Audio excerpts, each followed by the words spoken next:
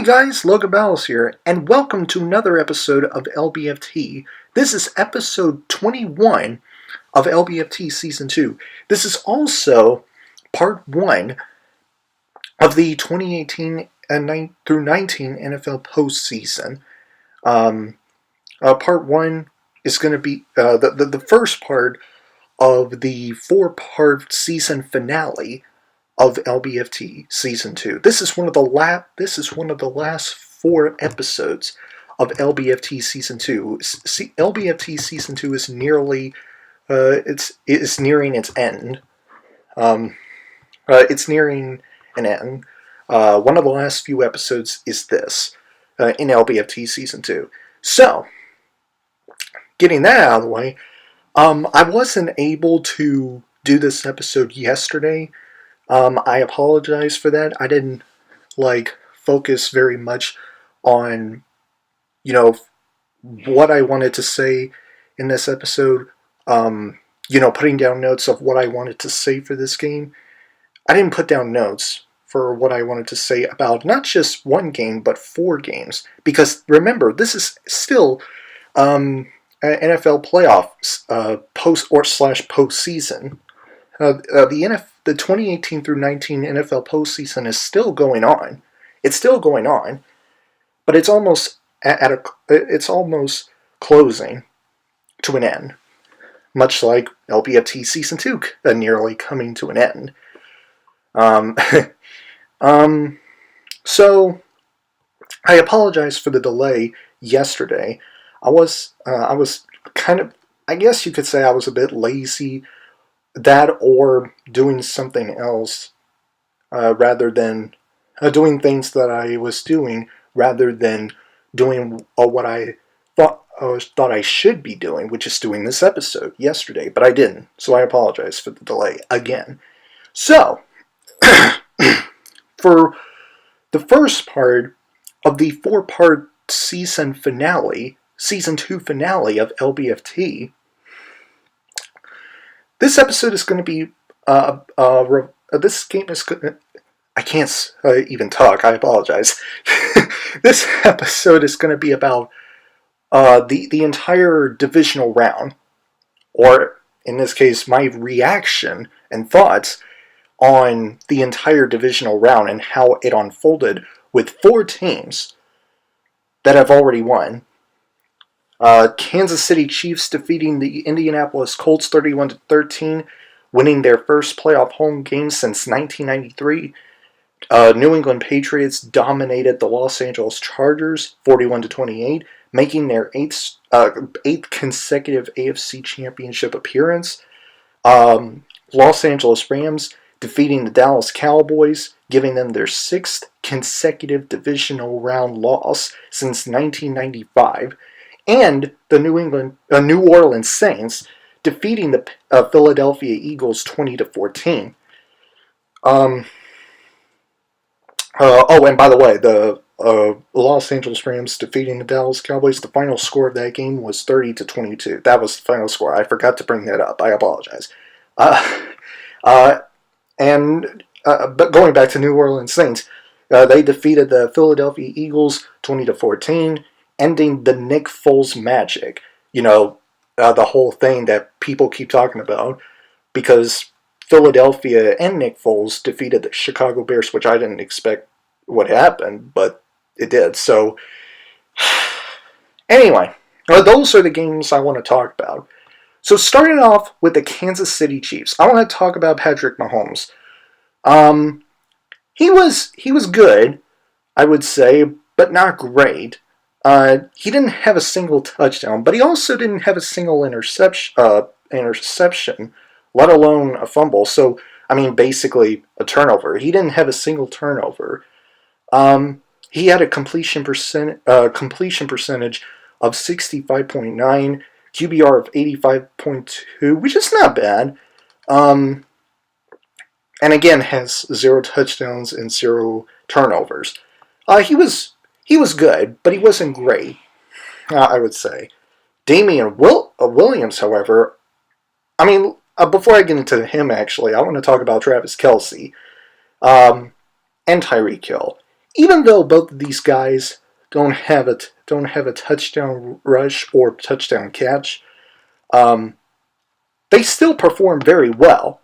Travis Kelce, 7 receptions, 108 receiving yards, average 15.4 yards per catch. And Tyree, 8 receptions, 72 receiving yards, average 9 yards per catch. These guys, even without a touchdown, they still perform very well. But this dude, Damian Williams, 25 carries, 129 rushing yards, 1 touchdown, average 5.2 yards per carry. This dude is surprising, pleasantly surprised me. And I will get into more of him in just a few minutes. But let's talk about the Kansas City Chiefs defense. They were also very pleasantly surprising. They pleasantly surprised me. I didn't expect them to perform the way they performed in their game in this game against the Indianapolis Colts. Because in the regular season, they were dead. I think they were dead last in total yards allowed and nearly dead last in points allowed. They basically were like, or were one of the worst defenses in the National Football League. And then they showed up big time. Not to mention against Andrew Luck's Indianapolis Colts, who are regarded as one of the biggest sleeper teams in the NFL. And the Chiefs' defense heard all of this noise about their defense being horrid and about the Indianapolis Colts being a really good team, and they sat up there and said, hey, enough of all of this. We're going to show you what we're going to do to that team. We're tired of hearing all this nonsense about how bad our defense is and how good that team is. We'll shut those boys down. And they did what they said they were going to do. They did what they said they were going to do. So, congratulations to Patrick Mahomes, Coach Andy Reid, and the Kansas City Chiefs on their first playoff home victory since 1993. They absolutely deserve it. Great win by them. Very impressive performance by them. And they're playing at home next week in the AFC Championship against the visiting New England Patriots with Tom Brady. That'll be a great game to watch. Not surprised, though, the Chiefs and the Patriots, because the Chiefs and the Patriots were my picks to go to the AFC title game, and I was right all along. Not to mention, I picked them to go to the AFC Championship before the postseason ever began. And I want to go back to Damian Williams for a second. And I already mentioned about how very, very good this dude was, Damian Williams, the running back for the Kansas City Chiefs and the replacement for Kareem Hunt. Now, before going into this game, I never thought for 1 second that the Kansas City Chiefs didn't have a good replacement at the running back position for Kareem Hunt. A good replacement, rather. A very good one. Ever since Kareem Hunt has been being released by the Chiefs due to the TMZ video released of him punching and kicking a woman in that hotel early last year. I really thought that the Kansas City Chiefs went downhill, particularly on the running back position. And oh boy, I was wrong. Just when you thought that there was no good replacement for Kareem Hunt at the running back position, here comes Damian Williams. Again, 25 carries, 129 rushing yards, 1 touchdown, average of 5.2 yards per carry. This dude is really he really surprised me. He really did. I didn't think he would perform the way he had performed. I was very impressed by this dude and very surprised. That this dude is nothing to be praised about. I mean, he really proved me wrong. I really thought he wasn't going to be a great replacement for Kareem Hunt. You know, trying to help the Kansas City Chiefs running game. Boy, I was wrong. And I could not be more happy about them being wrong. About him being wrong. I can't speak right. I don't know why, but about me saying that he's not really a great running back to talk about. Oh, and I didn't even mention Sammy Watkins. 6 receptions, 62 receiving yards, 0 touchdowns, averaged 10.3 yards per catch. How come I didn't mention him? How come I didn't mention Sammy Watkins? He was no joke. I just could not believe I didn't talk about him early. I can't believe this. But anyway, Sammy Watkins, he was no joke. He, Travis Kelce, and Tyree Kill, and obviously Patrick Mahomes, they were both very talented and they played very effectively. But this dude, Damian Williams, he is something else. He is something else. He's something special to behold. I mean, I was very impressed by this dude, and I was proven dead wrong. And I think I couldn't be happy about being wrong about Damian Williams being a very good replacement for Kareem Hunt at the running back position. So, anyway, now back to what I was originally saying before I went back to Damian Williams. I picked the Chiefs and the Patriots to go to the AFC title game right before the postseason began, and I was right all along. I said I picked them to battle in the AFC Championship game, and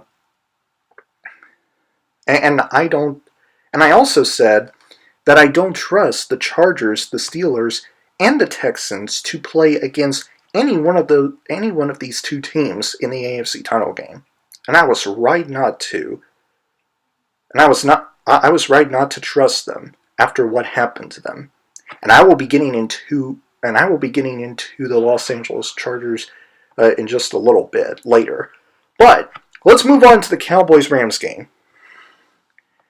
Jared, I want to talk about this Los Angeles Rams offense for two reasons. Probably just one, but I want to talk about Jared Goff.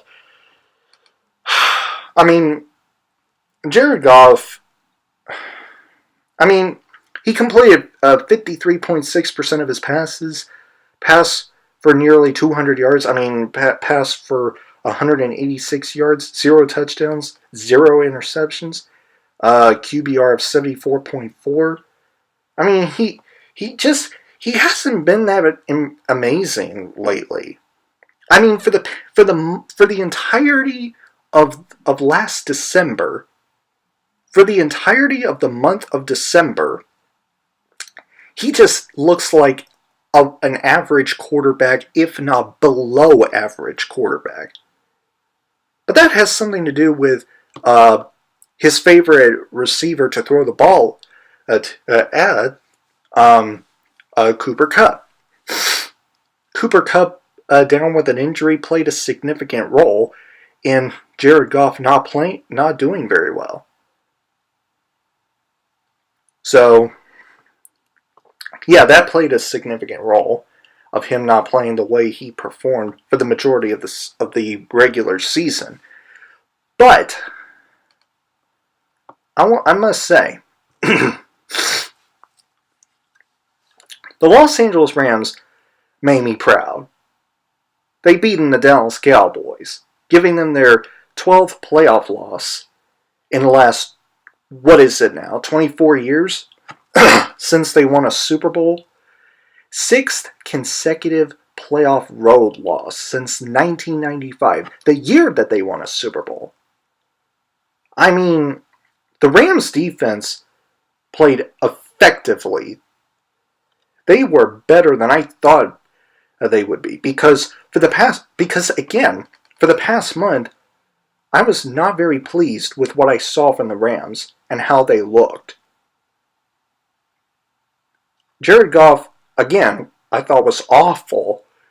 Todd Gurley, down with an injury, as well as Cooper Kupp. So that was a big deal for the Rams. But in this game, even though Jared Goff still wasn't impressive, it was the running back duo and the defense that carried the Los Angeles Rams the win. I mean, let's talk about C.J. Anderson and Todd Gurley for a minute. I mean, C.J. Anderson and Todd Gurley, they combined 39 carries and combined 238 rushing yards, 2 touchdowns for Anderson, and 1 touchdown for Gurley. Anderson averaged 5.3 yards per carry. Gurley averaged 7.2 yards per carry. I mean, these boys, they were phenomenal.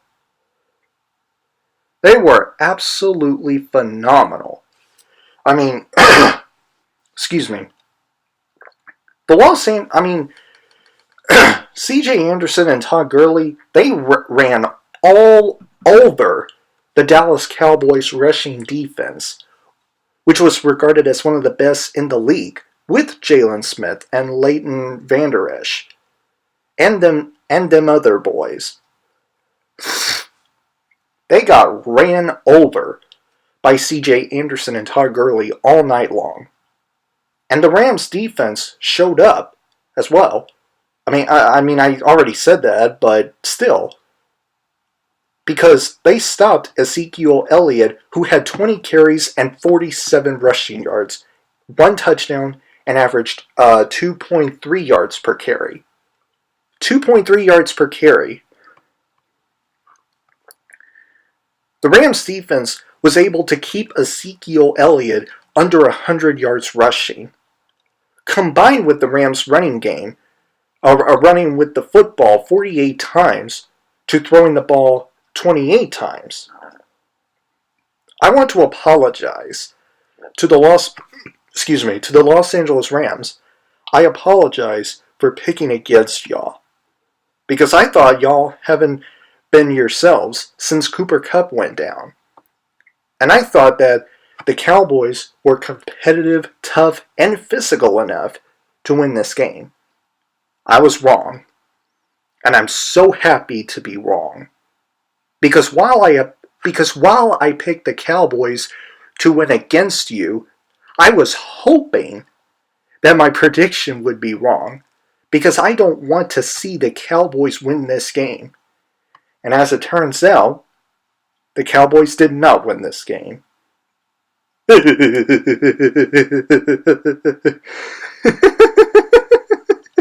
So as a result, I was wrong on my prediction.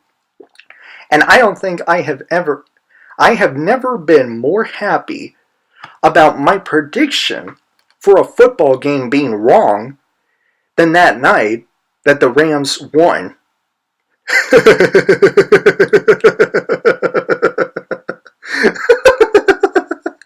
So again, I apologize to the Los Angeles Rams fans for not picking your team to win this game. I really wanted to be wrong with my prediction, to tell you the truth. I really do. Congrats to Coach Sean McVay and the Los Angeles Rams for beating the Dallas Cowboys 32-22. I mean, Rams beating the Cowboys is just utterly hilarious to me. It really is. I mean, I just can't help but laugh when the Cowboys lose.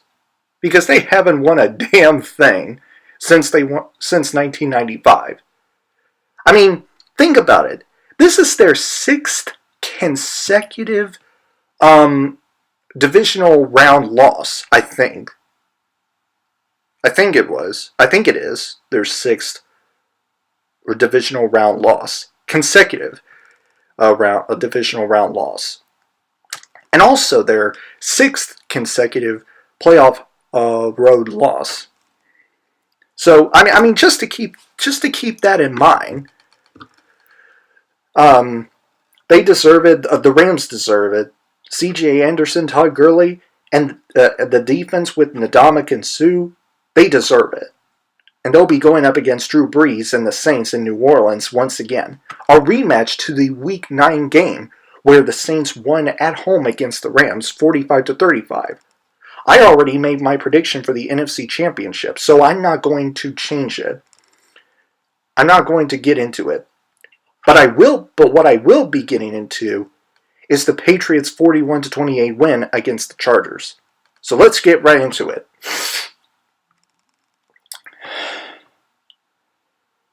The New England Patriots just utterly and completely beat up the Los Angeles Chargers in the first half.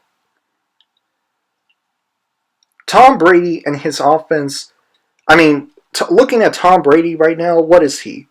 What are his stats? 77.3% in completion percentage, 106.5 in QBR, 343 passing yards, 1 touchdown, 0 interceptions.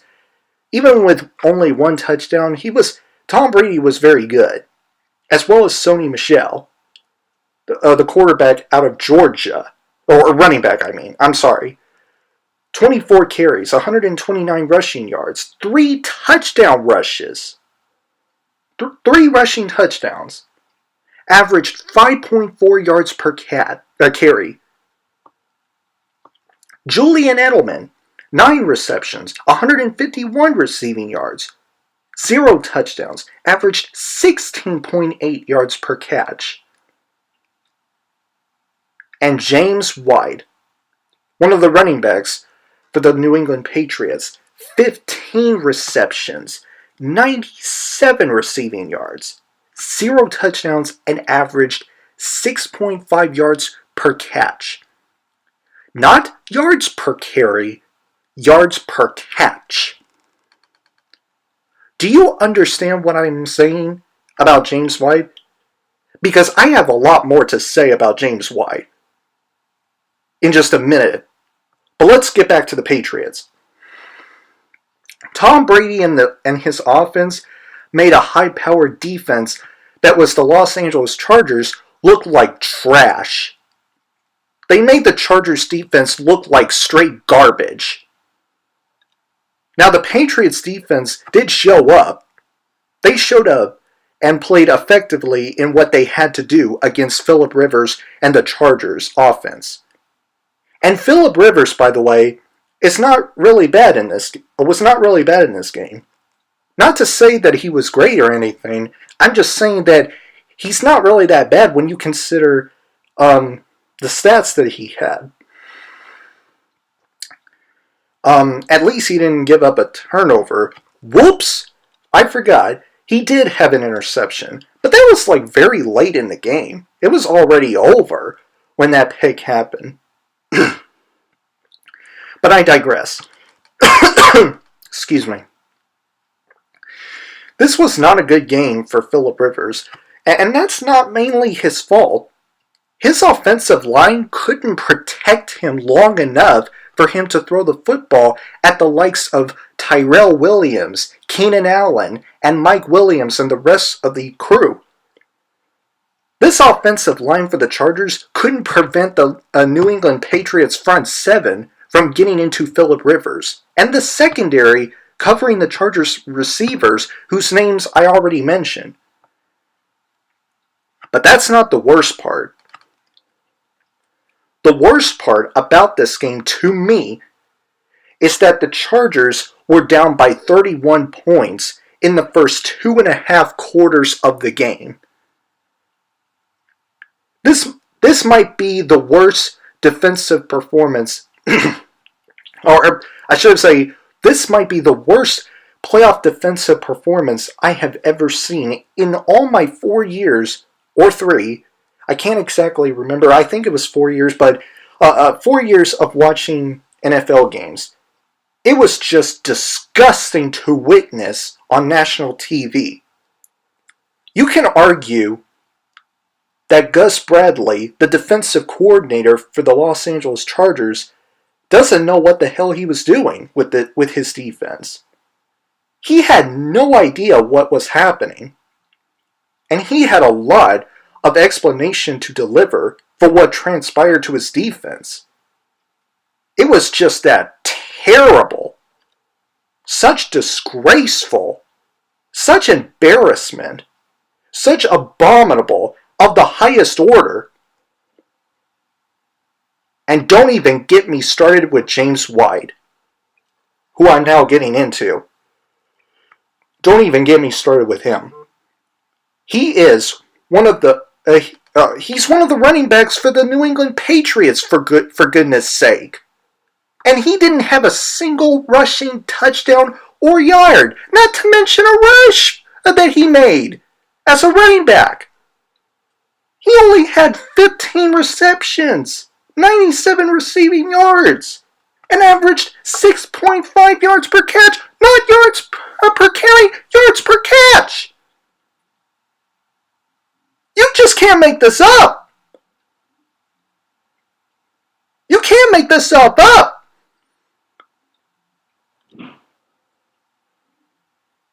He's a running back for the New England Patriots, and he didn't have a single rushing yard, touchdown, or even a rush.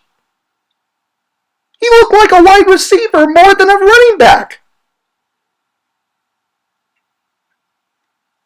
I'm just sitting back and I'm saying, my God, I didn't see this coming.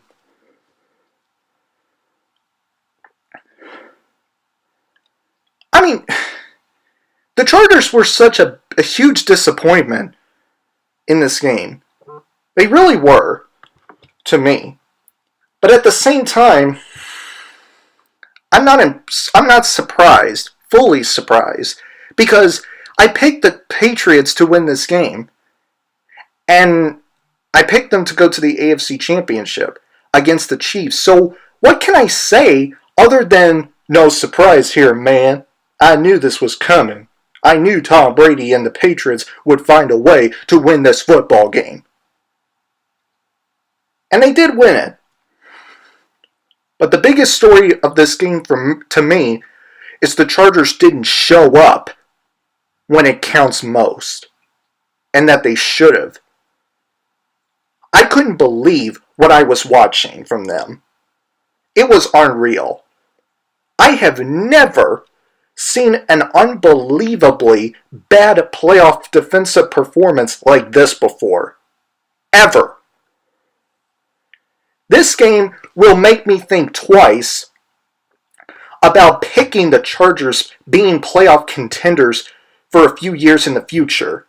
Now they'll still come back to the playoffs next year. They'll come back. I have no doubt about that. I believe in Anthony Lynn and how he coached his team this year. It is very admirable of the accomplishment he had of giving this team a playoff win for the last, what was it, 10 years that the Chargers didn't have a playoff game to win? Was it like a decade? I'm pretty sure it was nearly a decade at least.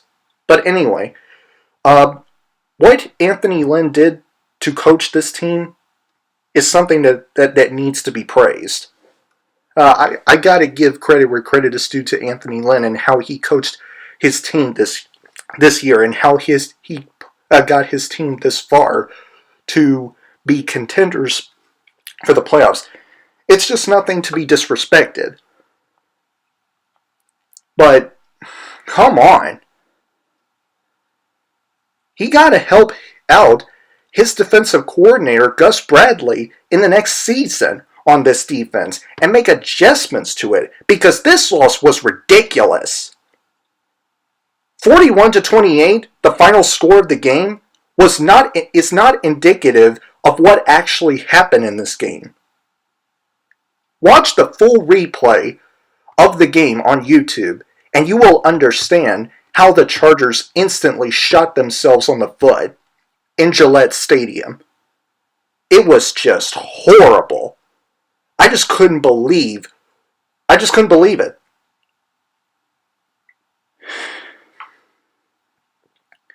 Let's talk about the last divisional round game between the Philadelphia Eagles and the New Orleans Saints. The Saints defeated the Eagles 20-14.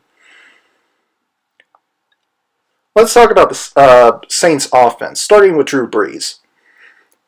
He played very well in this game. Now, in the first quarter, he didn't play like himself. He didn't play like himself, like the Drew Brees that we all know and love and admired. He didn't play like the same Drew Brees we all know and are big fans of. But after the first quarter, he did very well for what he had to do. I mean, his completion, he had completed 73.7% of his passes, passed for 301 yards, just 1 yard ahead of 300, 2 touchdowns, 1 interception, and had a QBR of 103.1. Alvin Kamara, 16 carries, 71 rushing yards. Mark Ingram, 9 carries, 53 rushing yards, averaged 5.9 yards per carry. And not both of them have a rushing touchdown. None of them. But they still perform, even under 100 yards, rushing yards rather. And Michael Thomas. Now, I will be getting into more of Michael Thomas, but let me give you the stats of his 12 receptions, 171 receiving yards, 1 touchdown, averaged 14.3 yards per catch. I mean, I just want to bring that up to let you know how I feel about Michael Thomas. He's legit. He is legit. He played like a top 3 receiver in the NFL. He really did. I mean, come on. 171 receiving yards? Come on. I mean, doesn't that sound like a great receiver to have that much? Because if it's not, then I don't know what is. Anyway, let's get into the Saints. The New Orleans Saints got off to a very rough start. That Drew Brees interception was the very first play of the game, and I actually missed that game believe it or not, because I thought that the game wouldn't be on until a few minutes after the Patriots and Chargers game ended. It wasn't. It was already on, and I had to turn to it quickly. That Drew Brees interception being the very first play of the game gives the Eagles the ball, and Nick Foles made that 37-yard touchdown pass to Jordan Matthews off of that interception. The Saints didn't start off very well. I mean, the Eagles' defense were putting up pressure on Drew Brees, keeping him grounded into the Saints' territory. The Saints didn't have a good start of the game. They didn't play like the same New Orleans Saints that I watched this season. Same thing of what I mentioned about Drew Brees. But after the start of the second quarter,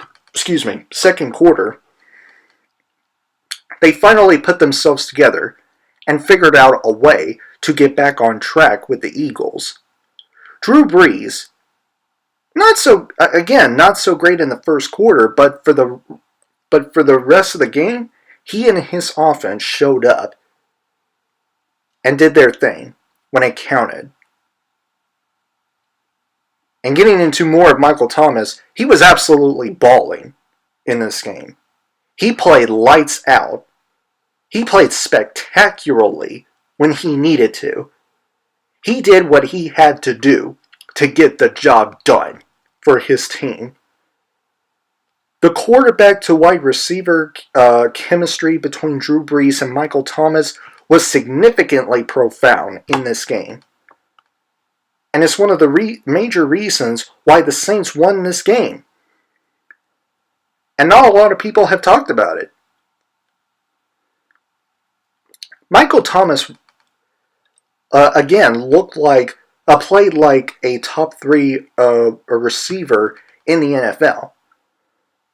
Played like a top 3 best receiver in the National Football League, right alongside Tyree, Antonio Brown, Julio Jones, and others. He's that elite of a receiver. He and Drew Brees were remarkable. And that Saints defense showed up as well. Let's not forget them now. They shut out the Eagles' offense within the last 3 quarters of the game. They didn't even allow a single point after coming back from a 14-point deficit in the second half. I got to give credit where credit is due to the New Orleans Saints defense for the way they performed against Nick Foles and the Philadelphia Eagles offense in the last 3 quarters of the game. And I said it earlier in this episode, but I'm going to say it again. I can't wait for the NFC Championship rematch to the Rams-Saints game in Week 9. It will be a great matchup to see. As well as the Patriots-Chiefs game, which is also a rematch to their Week 6 matchup. That'll be a good one as well. I'm still going with my original score predictions for both of the conference championships. Chiefs defeating the Patriots 34-27, and Saints defeating the Rams once again 38-35. Those are my predictions for those games, and I already predicted them not in the last episode, but the episode before, where I gave in my predictions for the entire 2018 through 19 NFL playoff season, or playoff, or just the entire postseason from 2018 through 19. And so this upcoming weekend will be very exciting and intense, and I can't wait for it. And lastly, congratulations to Sean Payton, Drew Brees, and the New Orleans Saints on your 6th consecutive playoff home victory. I'm proud of you guys. Keep up the great work. Keep climbing to the top of the mountain. And I promise you, you're going to become victorious at the end. You just have to keep on going and claim the Lombardi Trophy as Super Bowl champions. You just got to keep doing it until it's over. Anyway, guys, those are my reactions and thoughts on the entire divisional round. If you guys enjoyed this episode, please click the like button and comment down below to let me know if you have already watched any of these games, and let me know in the comment section below which 2 teams will come out to represent each of these 2 conferences. Chiefs or Patriots for the AFC, and Rams or Saints for the NFC to represent both of these conferences to enter the Super Bowl. Which team do you think will go to the Super Bowl? Or which 2 teams rather do you think will go to the Super Bowl and claim the Lombardi Trophy? Which team will do that? Let me know in the comment section below of what you think. And if you enjoy what you've seen here and you want to see future episodes from me, please press the subscribe button and turn on the notification bell so that you never miss a video. And I will see you guys in the next episode of LBFT. Have a great week, Battle Squad, and as always, fight the good fight.